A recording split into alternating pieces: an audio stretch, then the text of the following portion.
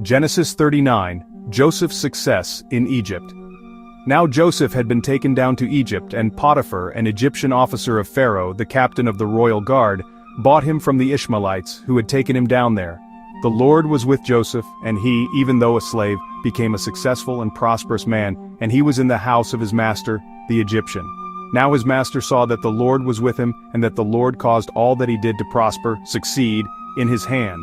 So Joseph pleased Potiphar and found favor in his sight, and he served him as his personal servant. He made Joseph overseer over his house, and he put all that he owned in Joseph's charge. It happened that from the time that he made Joseph overseer in his house and put him in charge over all that he owned, that the Lord blessed the Egyptian's house because of Joseph. So the Lord's blessing was on everything that Potiphar owned, in the house and in the field. So Potiphar left all that he owned in Joseph's charge. And with Joseph there, he did not need to pay attention to anything except the food he ate.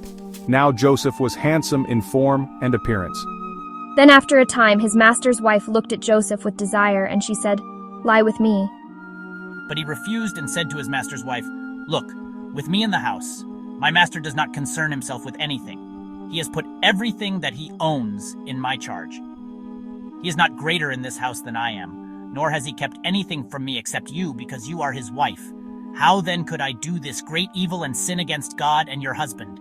And so it was that she spoke to Joseph persistently day after day, but he did not listen to her plea to lie beside her or be with her. One day Joseph went into the house to attend to his duties and was there. She caught Joseph by his outer robe, saying, "Lie with me." But he left his robe in her hand and ran and got outside the house. When she saw that he had left his robe in her hand and had run outside, she called to the men of her household and said to them, "Look at this. Your master has brought a Hebrew into the household to mock and insult us. He came to me to lie with me, and I screamed. When he heard me screaming, he left his robe with me and ran outside the house." So she left Joseph's outer robe beside her until his master came home.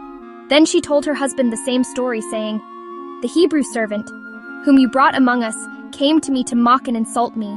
Then as soon as I raised my voice and screamed, he left his robe with me and ran outside of the house." Joseph was imprisoned. And when Joseph's master heard the words of his wife saying, "This is the way your servant treated me," his anger burned.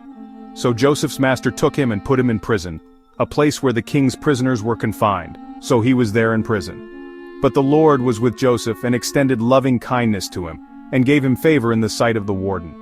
The warden committed to Joseph's care all the prisoners who were in the prison, so that whatever was done there, he was in charge of it. The warden paid no attention to anything that was in Joseph's care because the Lord was with him. Whatever Joseph did, the Lord made to prosper. Share and like for part 2.